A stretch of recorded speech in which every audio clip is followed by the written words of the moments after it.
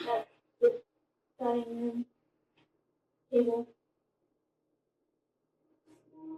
Can you describe that to me?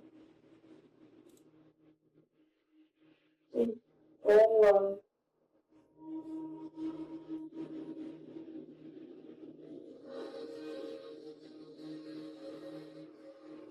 all something. Right. Looks like glass with a tea bag in it. Okay.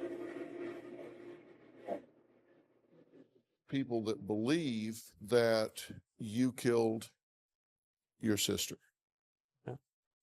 What do you say about that? Look at the evidence, or the lack thereof. All of this cover-up was all done to protect you because they didn't want to lose 2 children. That's their theory. I don't know if to say that, because I know that's not what happened. There's been a few people that said it's not even physically possible for a 9-year-old to do that. Oh, just like if there's some important thing I was doing, like, hey, thanks for looking out for me. Burke is not and has never been a suspect in this case. In our final episode, what you're going to hear is Burke has a very specific theory about who killed his sister. The Burke did it BDI hypothesis posits that the tragic demise of JonBenét Ramsey stemmed from an impulsive sibling altercation gone away, rather than a premeditated act of malice. In this framework, Burke Ramsey, then 9 years old, allegedly inflicted a severe cranial blow on his sister during a heated exchange, perhaps over a trivial matter like a late-night snack leading to her unconscious state, without initial intent to cause fatal harm. This scenario aligns with accounts of childhood impulsivity, where minor disputes escalate unpredictably. Subsequently, the parents, John and Patsy Ramsey, are theorized to have orchestrated their only remaining child from legal repercussions, staging the scene to mimic an external intrusion. This included fabricating elements like a ransom note and altering the crime scene to divert suspicion away from the family unit. Such parental intervention is portrayed not as cold-blooded complicity, but as a desperate protective measure, driven by familial loyalty and fear of losing Burke to the foster system or prosecution.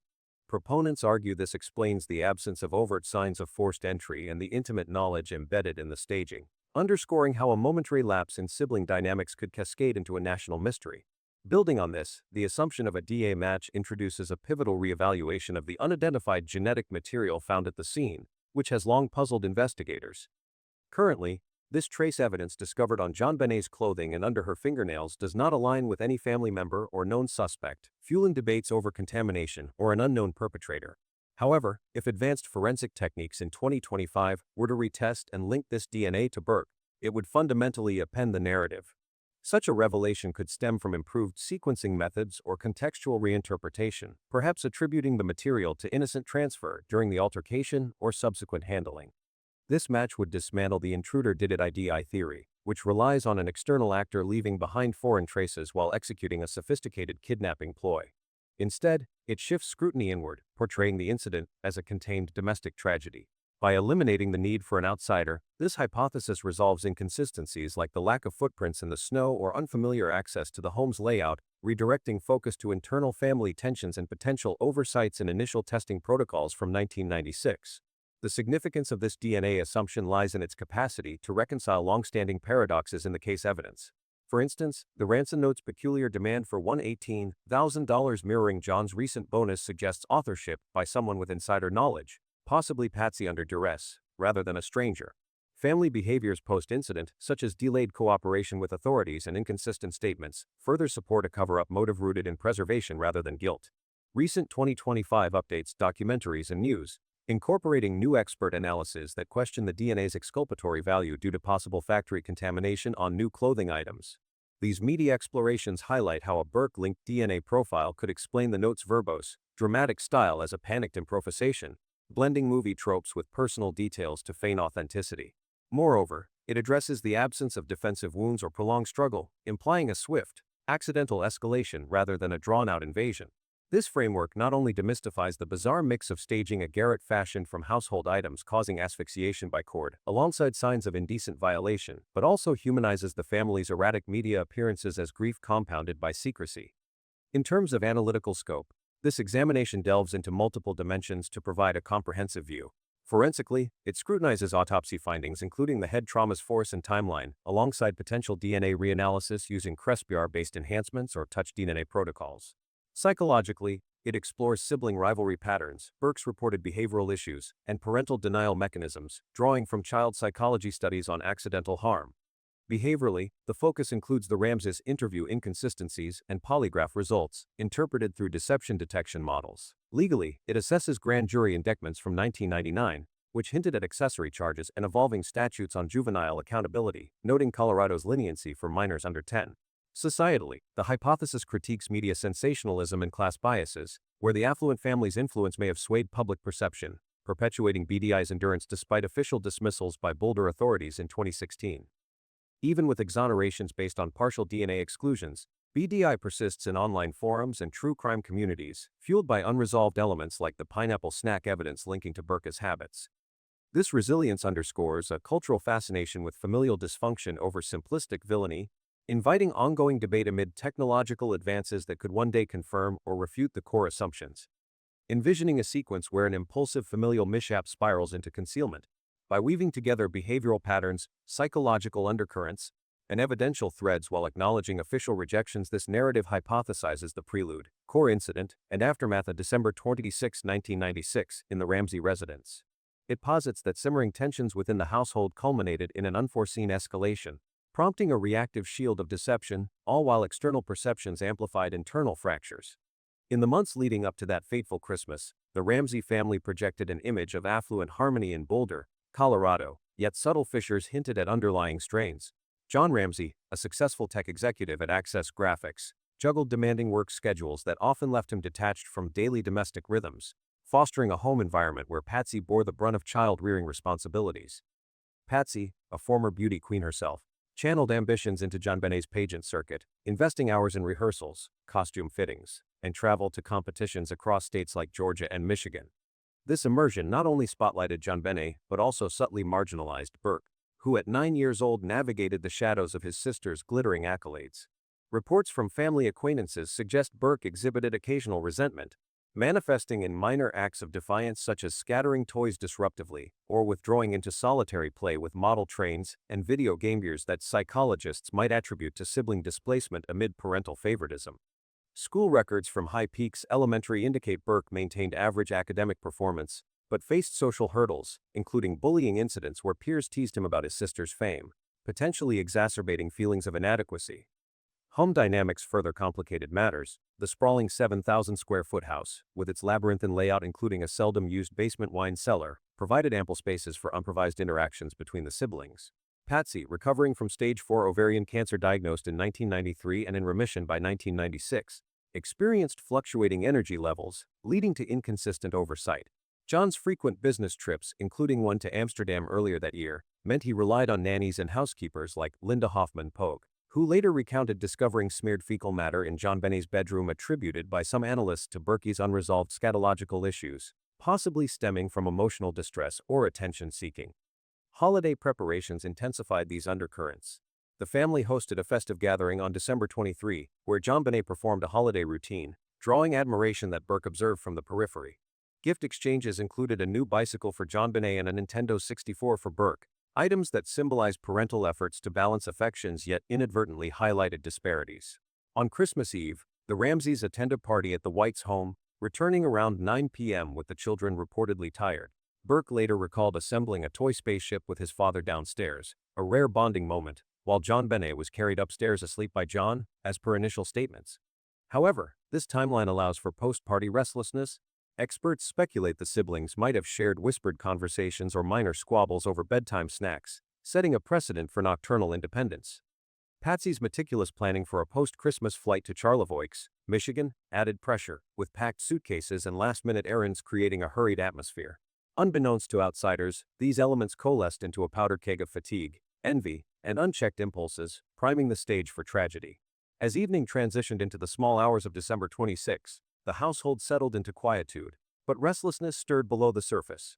Around 10 p.m., after the parents retired to their third-floor suite, Burke ventured downstairs to the kitchen, drawn by holiday leftovers. Forensic traces later revealed undigested pineapple fragments in JonBenét's small intestine. matching a bowl found on the dining table with Burke's fingerprints on the accompanying spoon and glass of tea suggesting he prepared a midnight treat, perhaps from a fresh pineapple gifted by neighbors. JonBenét, awakening from her slumber, descended the spiral staircase in her white pajamas, enticed by the sounds or simply seeking companionship in the dimly lit space. What began as innocent sibling camaraderie devolved into contention. Perhaps JonBenét reached for a piece of the fruit, igniting Burke's territorial frustration over what he perceived as his exclusive indulgence. In this hypothesized escalation, Burke, fueled by accumulated grievances, jealousy from pageant overshadowing, perceived parental bias, and the stress of holiday chaos, grabbed a nearby heavy flashlight from the counter, a tool John had used earlier for home repairs. A swift swing connected with JonBenét's temple, delivering a devastating head impact that rendered her unconscious instantly, without immediate external bleeding due to the scalp's thickness. Panic ensued. Burke, realizing the severity but lacking maturity to connote fatality, attempted rudimentary aid, perhaps shaking her or calling her name softly to avoid alerting the parents. Minutes stretched as he processed the stillness, his 9-year-old mind grappling with fear of punishment. Drawing from household items, he fashioned a makeshift toggle from Patsy's paintbrush and paracord, stored in the basement originally for art projects or boating, intending perhaps to drag her to safety or rouse her, but inadvertently tightening it around her neck, causing respiratory shutdown through ligature pressure. Compounding the horror, signs of inappropriate tampering emerged, possibly from Burke's curious exploration in a misguided attempt to understand her unresponsiveness, involving digital intrusion that left abrasions and trace bleeding, misinterpreted later as premeditated violation. This phase, lasting perhaps 45 minutes, unfolded in the kitchen and adjacent areas before Burke relocated her to the basement boiler room, a secluded spot he knew from playtime headouts, to conceal the mishap. Overwhelmed, he retreated upstairs, leaving her concealed amid storage boxes and holiday decorations. The absence of defensive marks on Burke aligns with a surprise blow from a trusted figure, while the home's insulation muffled any brief cries. This internal cataclysm, devoid of external breach, explains the intact locks, undisturbed snow around entry points, and lack of foreign footprints, hallmarks that baffled initial responders. Dawn broke with Patsy's routine descent around 5:30 a.m. to prepare for the Michigan trip, only to stumble upon the disarray, the pineapple bowl, scattered items, and an eerie silence. Descending further, she discovered JonBenét's form in the cellar, initially mistaking her for deceased but detecting faint signs of life or perhaps already expired, with rigor just setting in. Hysteria gripped her. Summoning John, they confronted the unimaginable. Recognizing Burke's potential involvement through contextual clues like his flashlight or the fruit, he was questioned briefly, yielding a tearful admission of an accident during a spat. Parental instincts surged. With Patsy haunted by her cancer survival and the fragility of their remaining offspring, and John leveraging his problem-solving acumen from corporate crisis, they resolved to safeguard Burke, deeming him too young for culpability under Colorado's juvenile laws, which shielded minors under 10 from prosecution. The cover-up commenced methodically. John relocated the body slightly, wrapping it in a blanket from the dryer to simulate care, while Patsy, drawing from her journalism background and flair for dramatics, penned a 3-page demand letter on her notepad, incorporating cinematic tropes from films like Speed and Ransom, viewed recently to mimic a kidnapping. The $118,000 figure echoed John's bonus, a subconscious slip revealing insider authorship. They staged additional elements, wiping surfaces selectively, placing the cord device more prominently to suggest external malice, and adding duct tape over her mouth post-mortem. Burke was instructed to remain in his room, feigning ignorance, as they dialed emergency services at 5:52 a.m. Patsy's voice trembling authentically in the recording. Friends like the Whites and Fernies were summoned for support, inadvertently contaminating the scene, while the parents navigated initial police arrivals with calculated composure. John's aviation expertise aiding in mental compartmentalization. Post-discovery, the day unfolded in controlled chaos.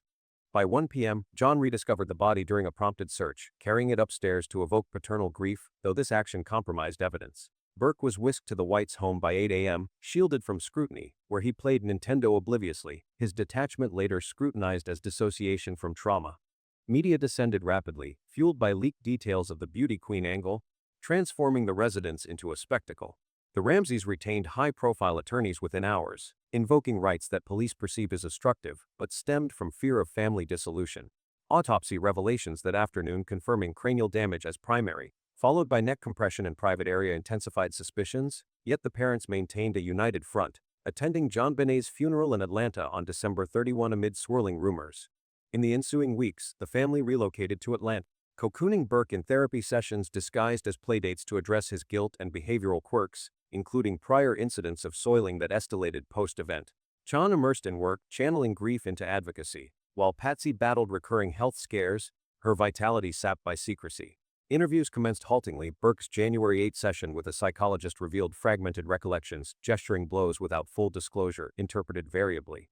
Polygraphs were avoided initially, citing stress, but later private ones cleared the parents, though inadmissible. Legal maneuvers peaked with a 1999 grand jury, voting to indict on accessory charges but declined by DA Alex Hunter due to evidentiary gaps. DNA traces from manufacturing contamination muddled intruder narratives, yet inadvertently bolstered the internal theory. Years stretched into decades, with the family enduring tabloid vilification. Burke graduated from Purdue University in 2010 with a computer science degree, retreating into tech jobs in Michigan by 2025, maintaining privacy amid occasional lawsuits, like the settled 2019 CBS defamation case over their 2016 special reviving BDI speculations. 2006 death from cancer left Jon as patriarch, campaigning for advanced genetic genealogy testing in 2024 features, ironically pushing for DNA reexamination that could, in this hypothesis, circle back to familial matches if touch transfers are reconsidered. Media revivals, including CBS retrospectives in 2025 echoing 2016 analysis, sustained public discourse with online sluts dissecting Burke's Dr. Phil appearance for awkward smiles as suppressed remorse. Societally, the saga influenced child protection laws, pageant regulations, and media ethics, spotlighting how wealth insulates while amplifying bias. Forensically, evolving tech like MVAX sampling in 2025 could revisit garments, potentially linking fibers to household tools. Psychologically, Burke's trajectory suggests resilience forged in isolation, avoiding relationships to evade scrutiny. Legally, statutes of limitations lapsed, but moral reckonings persist. This reconstruction, while speculative, illuminates how a split-second impulse reverberated through lives, institutions, and culture, underscoring the BDI's enduring plausibility amid unresolved enigmas. Delving deeper into the technological reevaluations that sustain the BDI lens, this segment reexamines the unidentified genetic traces through a familial prism, positing how a confirmed linkage to Burke could validate his incidental contact with key artifacts, thereby reshaping the evidentiary landscape from external perpetrator to household transference. The foreign material, detected on JonBenét's undergarment and the court apparatus, has historically underpinned intruder speculations due to its mismatch with database profiles, yet a reinterpretation under BDI frames it as secondary deposition from Burke's routine interactions or parental staging efforts. Consider the undergarment. If reanalysis reveals Burke's profile amid the mixed samples, it might stem from innocent sibling horseplay earlier that evening, such as a playful tug-of-war over toys or clothing adjustments during bedtime routines where skin cells or saliva inadvertently transferred via shared laundry or direct touch.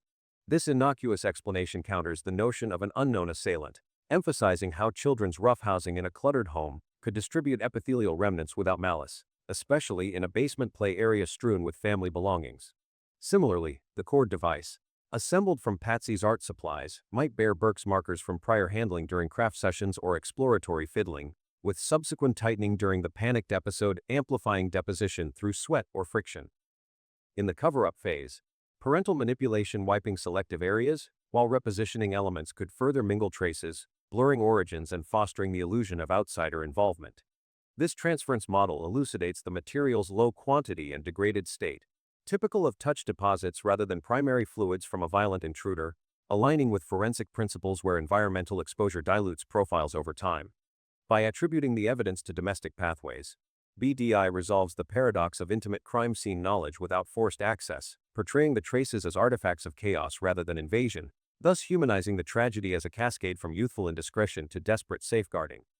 Transitioning to contemporary methodologies, 2025's forensic arsenal, particularly investigative genetic genealogy (IgG), offers potent tools for validating such reinterpretations, yet demands scrutiny for overlooking contamination vulnerabilities (IgG), which cross-references crime scene profiles against vast consumer databases like GeneMatch or Family Tree DNA, has revolutionized cold cases by constructing familial trees to pinpoint suspects. As exemplified in the Gilgo Beach murders where Rex Heuermann was in 2023 via mitochondrial and nuclear sequencing from discarded items, later bolstered by whole genome analysis admitted in court in September 2025. In JonBenét's context, applying IgG to the unidentified male sample could trace it back to Burke through shared ancestry markers, confirming a match if enhanced detect subtle overlaps previously dismissed as artifacts. Recent advancements, including next-generation sequencing, NGS that amplifies low-copy DNA with higher resolution, enable differentiation between contributor types distinguishing primary from secondary transfers, potentially affirming Burke's contact during the altercation or relocation. John Ramsey's January 2025 advocacy for Boulder police to employ these techniques, as reported in CN interviews, underscores optimism for resolution, mirroring Gilgo's success where genetic breadcrumbs from pizza crusts bridge decades-old gaps. However, this enthusiasm warrants critique when contamination is sidelined. The Ramsey scene, compromised by arriving friends and lax protocols, risked cross-pollination from handlers, as highlighted in forensic literature where improper PPE introduces extraneous profiles, inflating intruder hypotheses. In Gilgo, meticulous chain of custody mitigated such pitfalls, but JonBenét's 1996 handling evident in mixed samples possibly from factory workers or investigators demands rigorous exclusionary testing, lest IgG misattributed benign transfers as culpatory. Critics argue that 2025's 5G expansions, while accelerating identifications via AI-driven pedigree mapping, amplify errors if databases overlook non-criminal contributors, potentially entangling innocents in familial nets. Ethical concerns arise too, with privacy erosions in consumer genomics echoing broader debates. Yet for BDI, these tools could demystify the DNA as internal residue, critiquing overreliance on uncontextualized matches that ignore scene integrity. Ultimately, balancing innovation with caution ensures reinterpretations advance truth-seeking, bridging historical oversights to contemporary clarity in this enduring enigma. Building upon the cautious integration of advanced genetic tools to reinterpret trace evidence, indirect indicators further bolster the BDI framework by illuminating behavioral and physical clues consistent with an internal mishap, such as fingerprints on household items and alignments with personal belongings that suggest a youthful disagreement spiraling out of control. The pineapple bowl, discovered on the dining room table with a spoon and iced tea glass nearby, emerges as a cornerstone of this analysis. Autopsy results confirmed partially digested fruit in JonBenét's proximal small intestine, indicating consumption roughly 1 to 2 hours before her demise, contradicting parental assertions that she slept undisturbed after the White's party. Investigative reports detail Burke's prints on the glass and spoon, while Patsy's appeared on the bowl itself, implying a late-night preparation by the siblings or selective parental involvement in cleanup.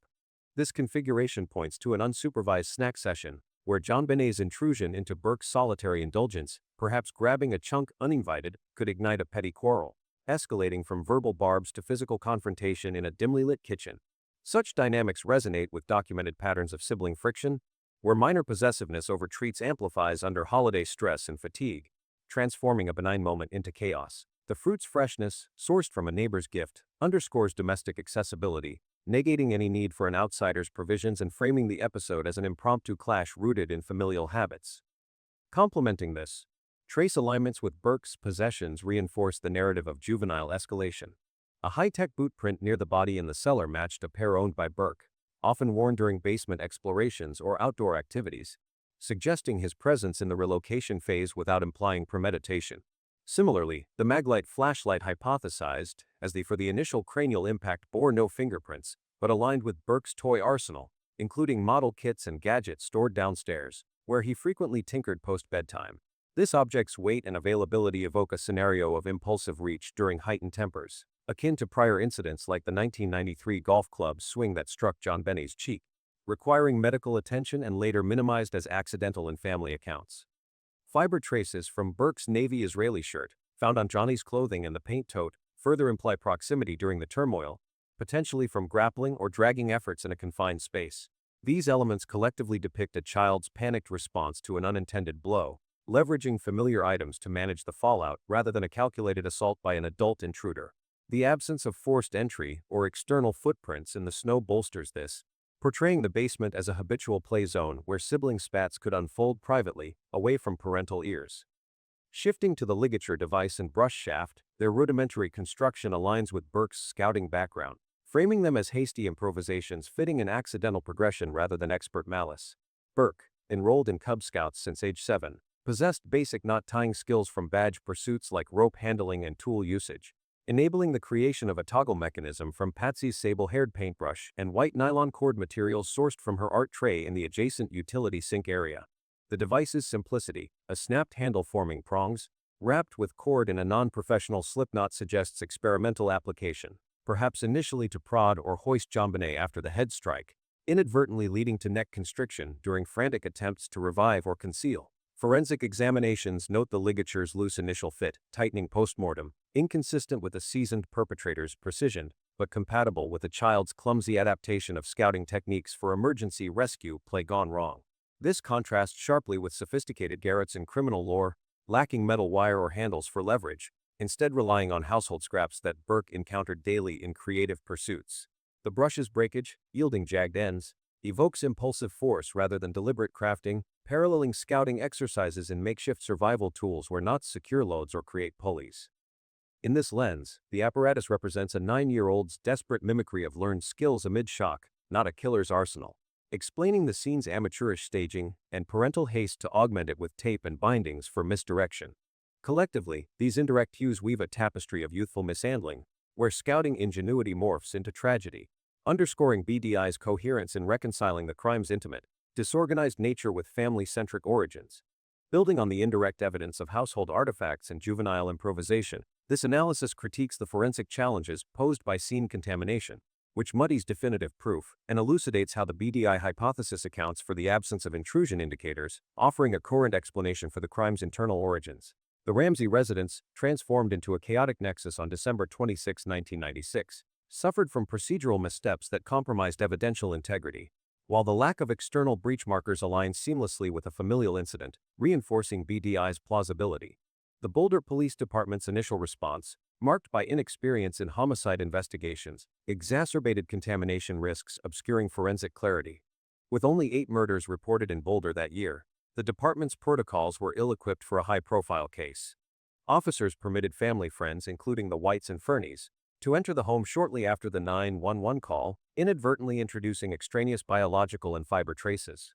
Detective Linda Arndt, one of the first responders, failed to secure the perimeter, allowing John Ramsey to traverse the basement unchecked, culminating in his retrieval of JonBenét's body at 1 p.m., which disrupted positional evidence and introduced his own skin cells and clothing fibers. The coroner's delayed arrival over 6 hours post-discovery further degraded the scene, as temperature fluctuations in the unheated cellar altered lividity and rigor patterns, complicating time of death estimates. Trace evidence, such as the unidentified male DNA on the undergarment, faced scrutiny due to potential contamination from unsterile gloves or improper evidence bagging, as 1996 forensic standards lack chain of custody protocols mandated by 2025 guidelines. For instance, the undergarment, sourced from an unopened package, could carry factory worker DNA, a hypothesis validated by 2008 tests revealing extraneous profiles on similar unwashed garments. Dust and debris from the basement's cluttered storage, including Christmas decorations and paint cans, mingled with fibers, rendering microscopic analysis inconclusive, as noted in CBI reports.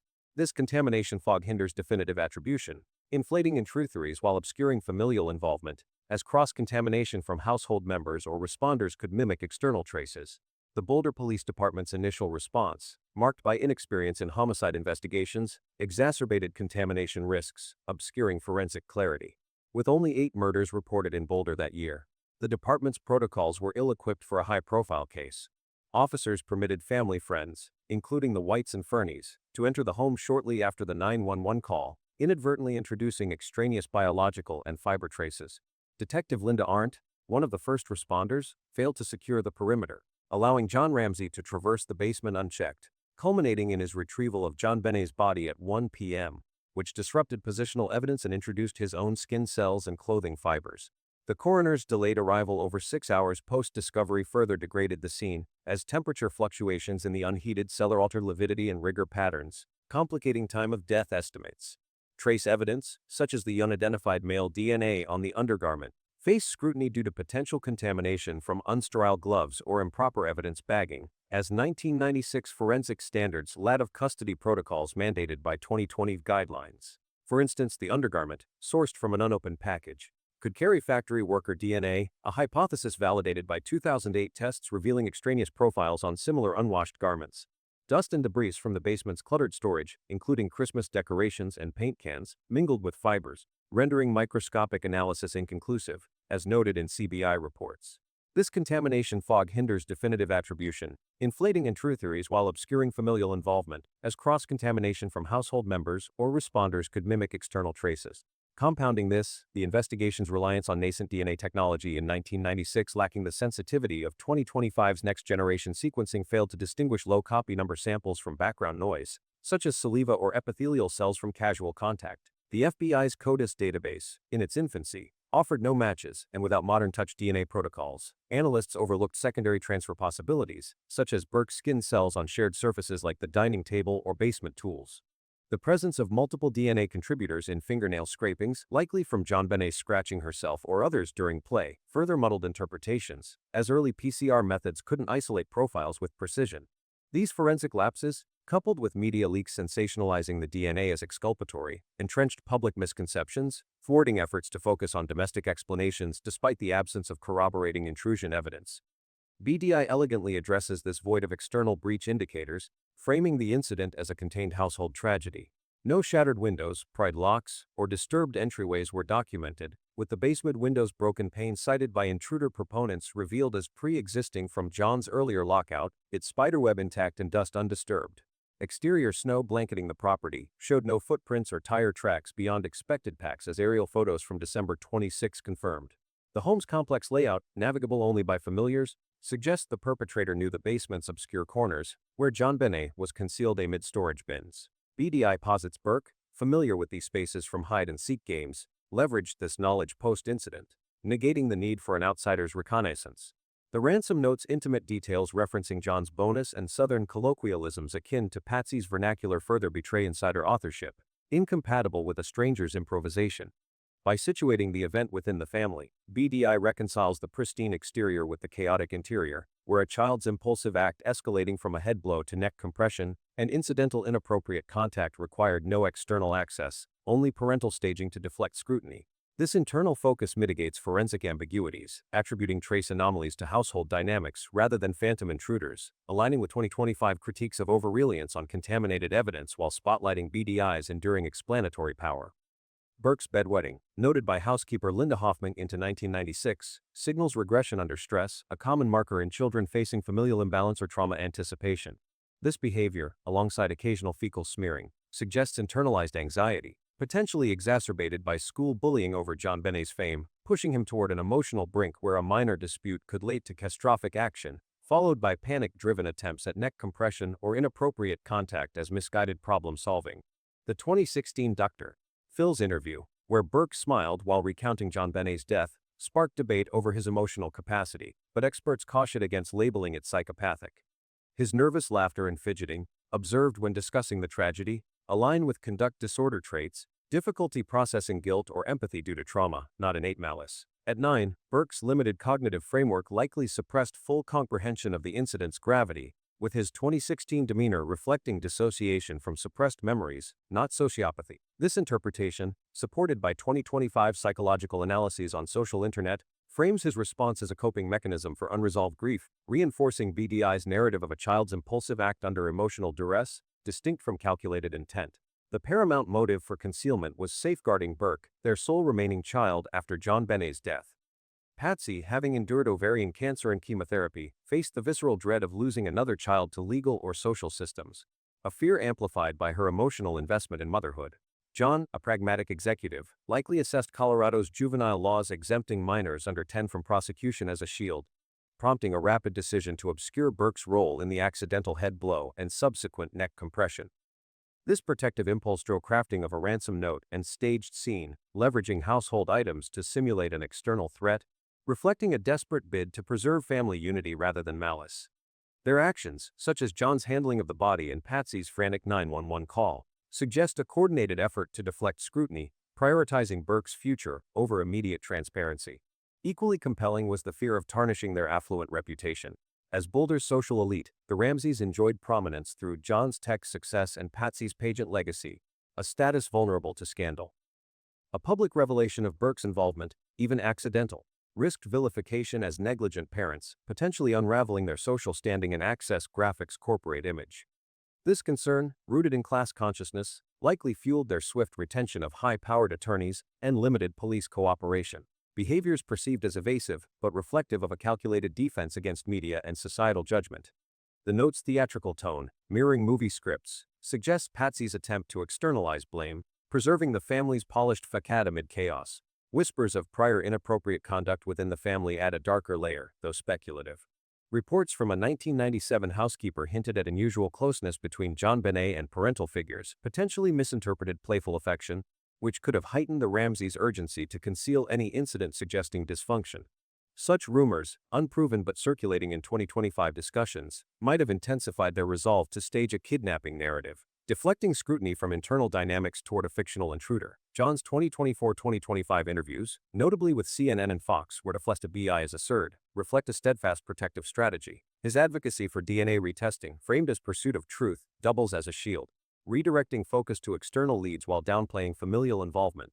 This aligns with psychological denial patterns, where parents rationalize to protect surviving kin, as seen in John's composed demeanor and insistence on an unsolved mystery, a tactic to maintain Burke's privacy and the family's legacy. These denials, coupled with his push for genealogical advancements, underscore a calculated effort to control the narrative, reinforcing BDI's coherence in explaining parental behavior as a shield for a vulnerable child within a high-stakes social milieu.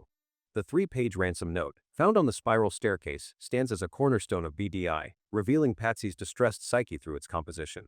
Written on her notepad with a felt tip pen from the kitchen, its verbose, cinematic tone demanding $118,000, matching John's bonus betrays intimate knowledge unattainable by an outsider.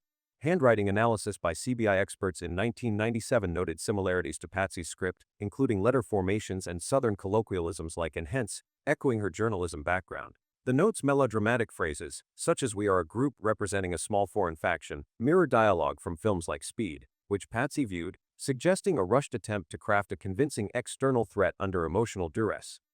Its length and specificity, penned in the pre-dawn chaos after discovering JonBenét's body, reflect a mind grappling with grief and urgency, improvising a narrative to deflect suspicion from Burke's accidental head blow and subsequent neck compression. The note's placement on the staircase, a path Patsy frequented, further implies her authorship, designed to steer police toward a kidnapping plot while masking the household's turmoil. Psychologically, the note's erratic structure shifting from threats to assurances mirrors acute stress responses, where Patsy, reeling from the loss and fear of losing Burke, channeled her pageant-honed flair for drama into a protective facade. Her 911 call, trembling yet rehearsed, aligns with this, as linguistic analysis notes hesitation suggesting pre-planned scripting. This frantic orchestration, rooted in maternal desperation, supports BDI's premise of a cover-up to preserve family unity, leveraging Patsy's creative skills to construct a believable, if flawed, diversion. However, BDI's focus on Burke's impulsive act overlooks potential chronic inappropriate contact from other sources, a critical psychological oversight. Autopsy findings of vaginal abrasions and prior tissue damage suggest repeated interference predating the fatal night, potentially unrelated to Burke's hypothesized exploratory actions. Pediatric experts consulted in 1997 noted scarring inconsistent with a singular incident, hinting at prolonged exposure, possibly from an adult in the family's orbit, such as a trusted acquaintance or extended relative unexplored by BDI's narrow lens. Patsy's intense focus on JonBenét's pageant persona, involving adult-oriented costumes, may have unwittingly exposed her to predatory attention, a factor BDI dismisses by framing all injuries as acute. This gap risks oversimplifying the tragedy, ignoring psychological red flags like Patsy's possible denial of earlier warning signs, which 2025 discussions speculate could stem from her health-related distractions or societal pressures to maintain a pristine image.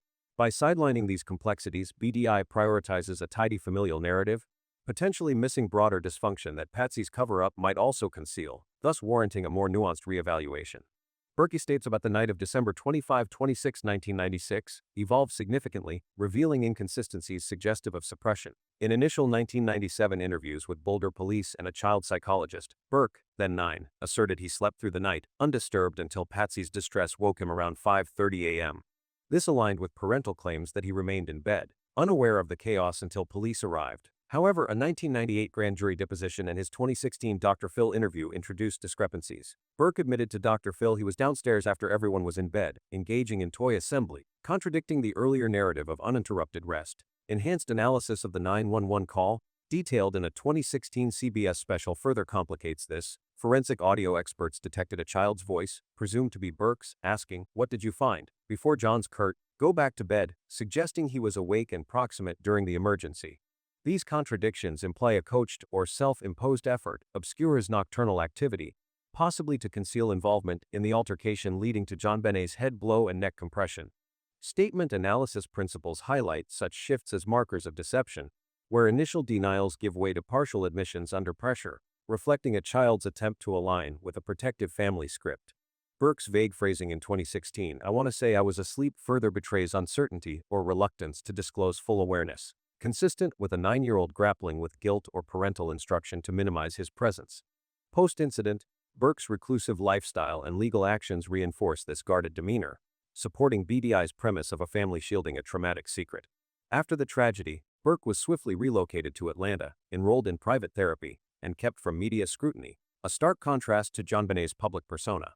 By 2025, living in Michigan as a software engineer, he maintained a low profile, avoiding relationships and public appearances, a choice interpreted as evasion of persistent suspicion. His 2016 lawsuit against CBS, filed after their docuseries The Case of JonBenét Ramsey implicated him in the head blow and cover-up, resulted in a $750 million settlement in 2019, one of the largest defamation payouts in history. While framed as a defense against slander, the suit's scale and Burke's absence from subsequent true crime projects, like the 2025 Cold Case series, suggest a calculated retreat from exposure. Behavioral experts note such legal aggression can mask underlying anxiety about reopened scrutiny, particularly when paired with his 2016 Dr. Phil appearance, where nervous tics and an incongruous smile drew speculation of suppressed trauma. This reclusiveness, coupled with the lawsuit's success, aligns with a family strategy to quash narratives implicating Burke, yet paradoxically fuels BDI by highlighting his aversion to public dissection. These behaviors, shifting statements, and social withdrawal dovetail with BDI's portrayal of a child caught in a tragic mishap, followed by parental orchestration to deflect blame. The evolving account of wakefulness suggests Burke witnessed or contributed to the incident, perhaps inadvertently causing the fatal injury and exploratory contact, then retreating under guidance to feign ignorance. His secluded life and legal battles reflect a lifelong effort to escape the shadow of suspicion, reinforcing the hypothesis that the Ramsey cover-up was designed to protect a vulnerable child from a society quick to judge, while indirectly sustaining BDI's explanatory power in the absence of external perpetrator evidence. On the morning of December 26, 1996, the Ramseys' decision not to immediately wake Burke after discovering JonBenét's absence signals a protective strategy. Despite Patsy's frantic 911 call at 5:52 a.m., reporting a kidnapping, Burke remained in his third-floor bedroom until police insisted on his removal to the White's home around 8 a.m. This delay contrasts with expected parental urgency to rally all household members in a crisis, suggesting John and Patsy deliberately isolated Burke to prevent his unfiltered reactions from betraying knowledge of the incident, a head blow followed by neck compression and incidental inappropriate contact. Behavioral psychology posits that parents shielding a child's involvement may limit their exposure to investigators, especially if Burke's groggy responses risked revealing a prior altercation. The couple's claim that Burke slept through the commotion, despite forensic audio suggesting his presence during the 911 call, further implies a rehearsed narrative to distance him from the scene. By keeping him secluded, they controlled his interactions, aligning with a cover-up to frame the event as an external kidnapping rather than a sibling mishap. Equally telling was John's call to his private pilot, John Sebesta, within hours of the body's discovery, requesting arrangements to fly the family to Atlanta that afternoon. This impulsive move, halted by police insistence, deviates from typical grieving behavior, where parents might remain to aid investigations. John's justification seeking familial support in Georgia clashes with the urgency of a fresh crime scene, suggesting an intent to escape Boulder's intensifying scrutiny. His aviation expertise and access to a private plane indicate a strategic exit plan, possibly to regroup and refine the family's story away from media and law enforcement pressure. This aligns with BDI's premise of parental orchestration, where fleeing would delay formal interviews, giving time to coach Burke and align narratives, particularly after staging elements like the ransom note and repositioned body to mislead investigators. Such behavior reflects crisis management tactics, prioritizing family preservation over cooperation, a hallmark of shielding a child's accidental role. The 1999 grand jury's proceedings, declassified in 2013, further corroborate this cover-up narrative, recommending charges against John and Patsy for child endangerment and obstruction of a murder investigation. Jurors concluded the couple permitted JonBenét to be placed in a dangerous situation and assisted an individual, implicitly Burke, in evading accountability for her death.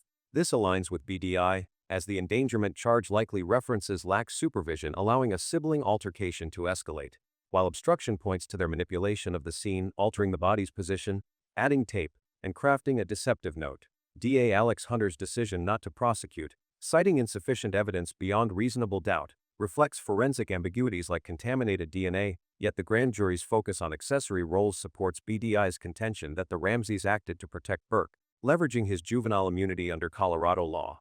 The indictments, though unacted upon, highlight parental complicity in obscuring an internal incident, corroborated by their evasive interviews and selective cooperation, as noted in 2025 analyses on social internet. These actions delaying Burke's involvement and attempting flight coupled with the grand jury's findings paint a cohesive picture of parents navigating panic to shield a child, reinforcing BDI's explanatory strength in a case devoid of external intrusion signs. The Ramseys' conflicting accounts, particularly in early police interviews and subsequent media appearances, are often cited as indicators of deception, yet trauma psychology provides an alternative explanation. Patsy's 9/11 call, marked by hyperventilation and disjointed phrasing, contrasts with her later composed demeanor in 1997 CNN interviews, where she firmly denied familial involvement. John's initial claim of a locked house shifted in 1998 depositions to mention a pre-broken basement window, a detail omitted earlier. These discrepancies, while suggestive of concealment under BDI, align with acute stress responses, where memory fragmentation distorts recall. Grief from losing JonBenét, compounded by fear of societal condemnation, likely induced a dissociative state, causing inconsistent narratives as the couple grappled with the chaotic aftermath.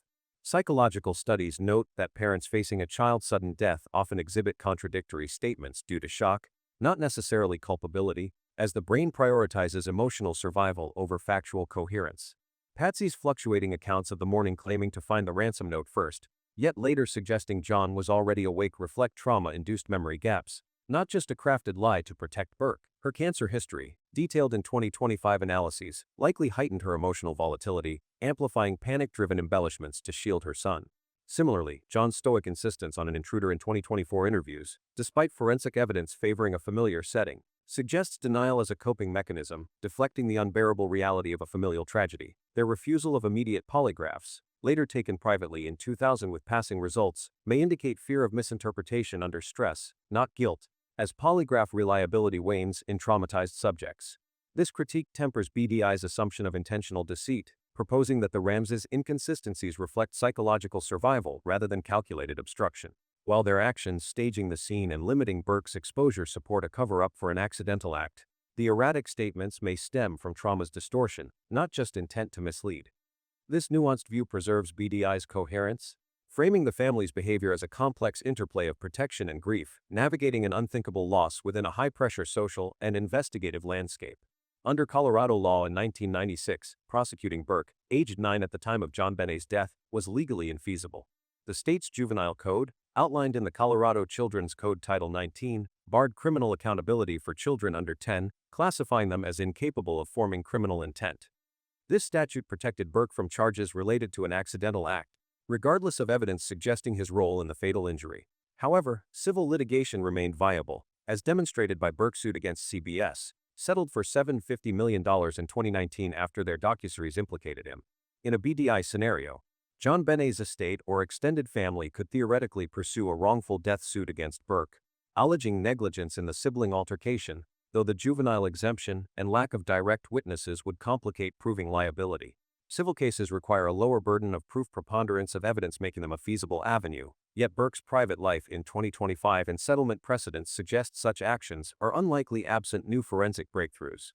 For John and Patsy, the 1999 grand jury's recommendation to indict for child endangerment and accessory to a crime reflects potential charges for concealing Burke's actions.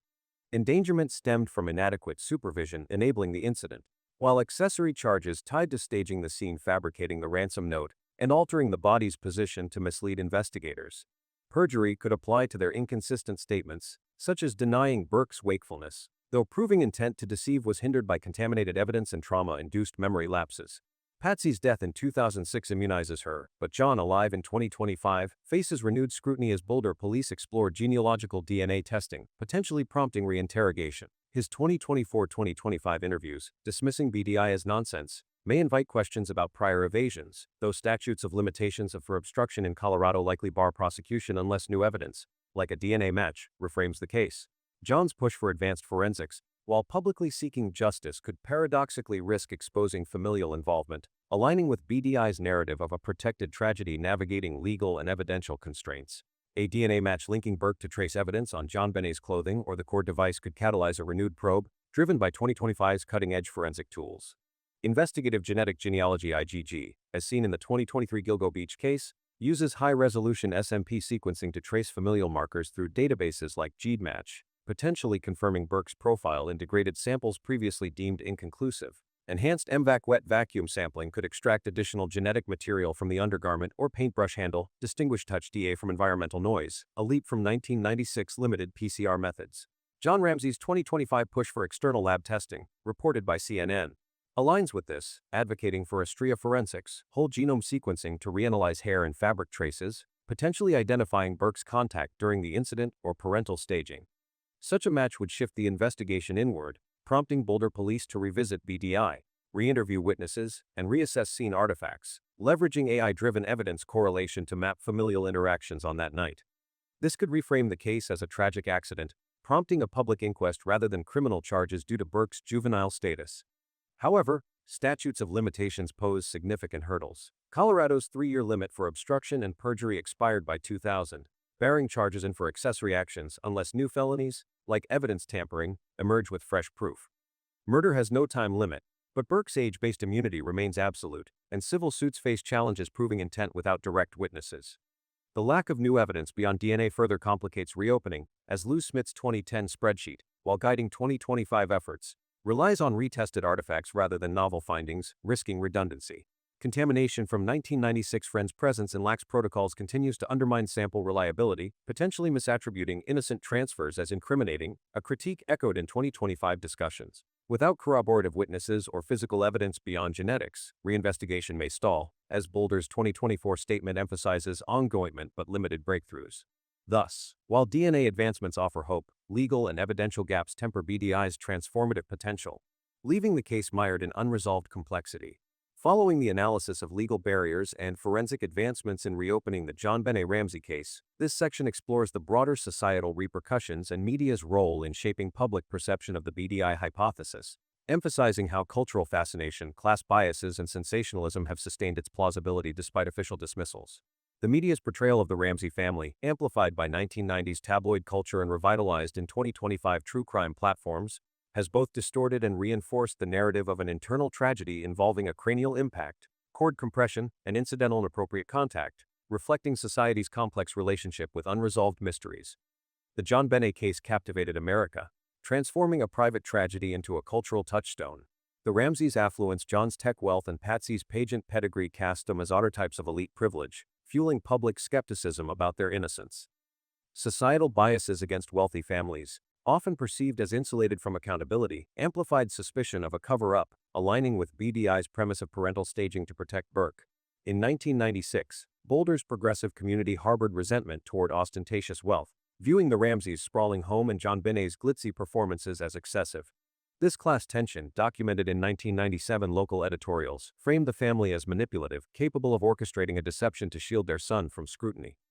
The media capitalized on this, with outlets like the National Enquirer publishing lurid headlines about killer kids and family secrets, embedding BDI in the public psyche by 1998. This narrative resonated because it humanized the tragedy as a flawed family's desperate act, contrasting with the less relatable intruder theory requiring an elusive mastermind. Television specials and print media in the late 1990s sensationalized JonBenét's pageant imagery, juxtaposing her sequin costumes with gruesome details, which skewed perceptions of the family's dynamics. By 2000, shows like 20/20 speculated on Burke's temperament, citing his reserved nature as suspicious, despite psychological evidence that withdrawn behavior is typical in grieving children. The 2016 CBS docuseries The Case of JonBenét Ramsey reignited BDI, reconstructing the incident with a flashlight strike and parental cover-up, prompting Burke's $750 million lawsuit, a victory that paradoxically fueled speculation by highlighting his sensitivity to scrutiny.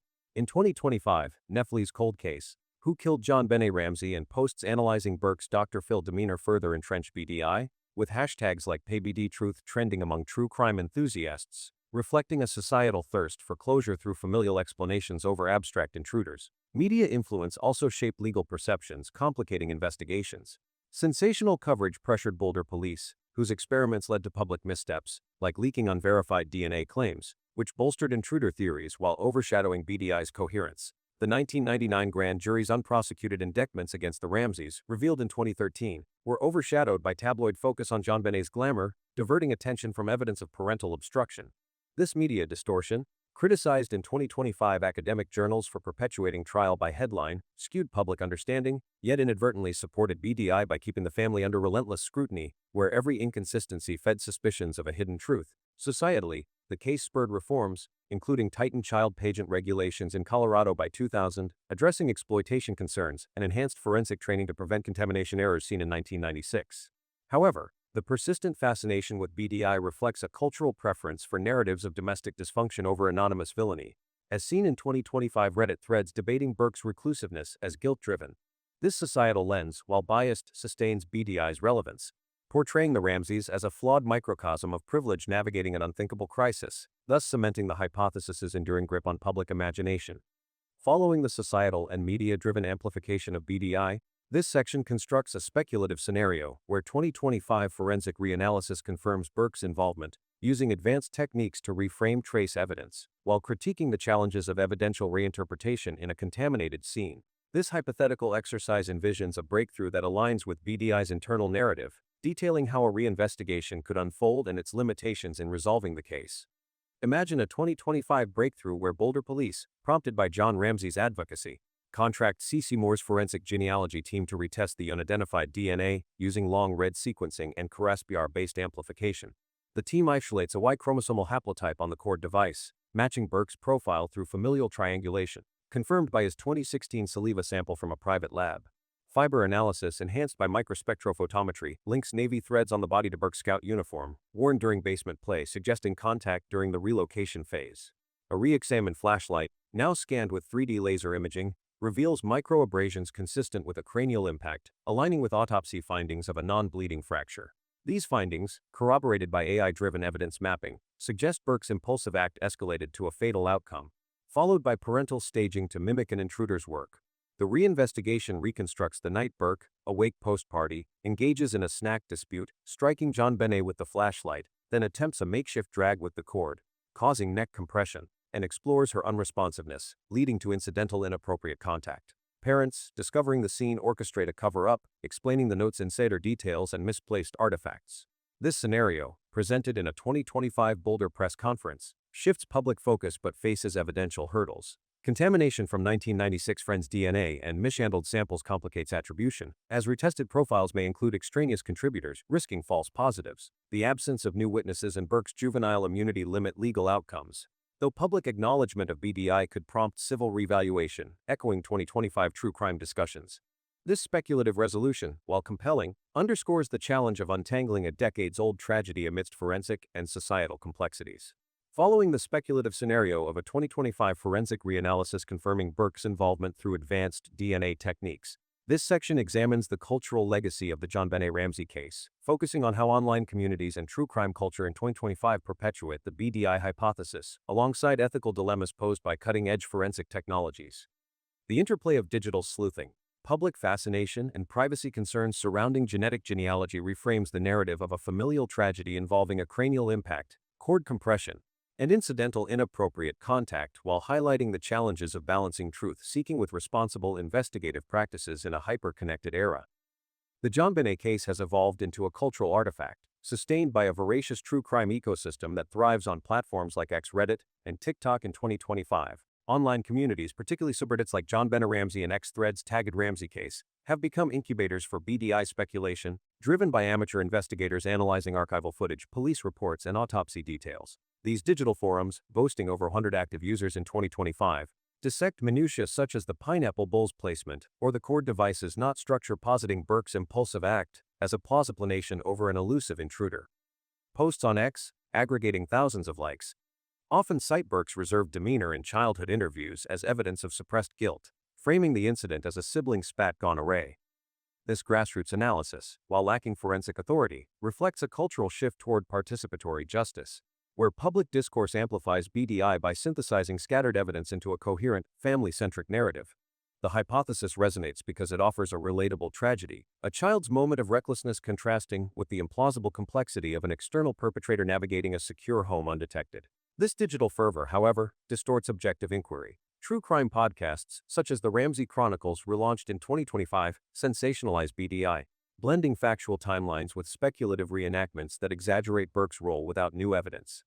YouTube channels with millions of subscribers recreate the basement scene, using CGI to depict a flashlight strike, amplifying public belief in BDI despite its official dismissal in 2016. These portrayals, critiqued in 25 journalism reviews for prioritizing engagement over accuracy, perpetuate a narrative that aligns with societal intrigue and domestic dysfunction, often overshadowing forensic ambiguities like contaminated samples. The cultural legacy thus transforms the case into a morality tale, where the Ramseys' wealth and perceived secrecy fuel assumptions of a cover-up, sustaining BDI's traction in a media landscape that thrives on unresolved mysteries. Parallel to this, the application of 2025 forensic technologies, particularly investigative genetic genealogy (IgG), raises profound ethical questions that intersect with BDI's revival. IgG's success in cases like the Golden State Killer, where familial DNA databases identified Joseph DeAngelo in 2018, has spurred its buzz in cold cases, including JonBenét's, as John Ramsey advocated in a January 2025 Fox interview. Yet, the technique's reliance on consumer platforms like Twintherm poses privacy risks, as individuals unknowingly contribute DNA to criminal probes, sparking 2025 debates in Nature about consent erosion. In a BDI scenario, a match to Burke's profile could emerge from a distant relative's genetic upload, but false positives due to shared household DNA or factory contamination on clothing could wrongly implicate him, echoing 1996 Evidential mishaps. Ethical guidelines updated by the DOJ in 2024 mandate transparent sourcing, yet Boulder's underfunded police force struggles to comply, risking misinterpretation of familial traces as incriminating. Moreover, IgG's public accessibility fuels Vigilante sleuthing, with ex-users in 2025 crowdsourcing genetic profiles to solve the case, often targeting Burke without legal oversight. This digital vigilantism, critiqued in Wired for bypassing due process, amplifies BDI but risks defamation, as seen in Burke's 2019 CBS settlement. The ethical quandary extends to AI-driven forensic tools, like predictive modeling used in 2025 to reconstruct crime scenes, which could validate BDI by mapping Burke's movements but lack human judgment to contextualize juvenile intent. These technologies, while powerful, demand rigorous validation to avoid perpetuating biases, such as assuming Burke's involvement based on cultural narratives rather than hard evidence. The case's legacy also influences child protection policies, with Colorado's 2020 pageant safety laws mandating background checks for event staff tracing back to JonBenét's exploitation concerns. These reforms, while progressive, highlight society's tendency to externalize blame, overshadowing BDI's focus on internal dynamics. Online discussions in 2025, particularly on TikTok, critique this, advocating for family-focused interventions to address sibling rivalry or parental oversight, aligning with BDI's premise of a preventable accident. Yet, the cultural fixation on JonBenét's image frozen as a glittering child star distorts these discussions, reducing a complex tragedy to a spectacle, as noted in 2025 The Atlantic Essays. Ethically, the pursuit of closure through advanced forensics must balance truth with harm. A hypothetical 2025 DA match to Burke could vindicate BDI, prompting public apologies from investigators, but it risks re-traumatizing a fam already scarred by decades of scrutiny.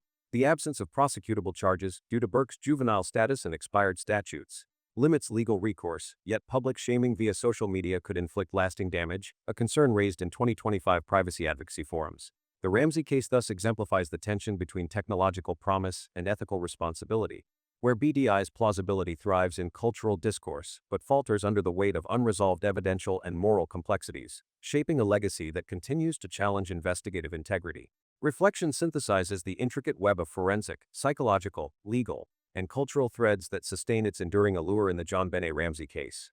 The hypothesis, positing a tragic sibling altercation involving a cranial impact, cord compression, and incidental inappropriate contact, followed by parental concealment, offers a compelling framework to explain the absence of external intrusion and the family's guarded behavior.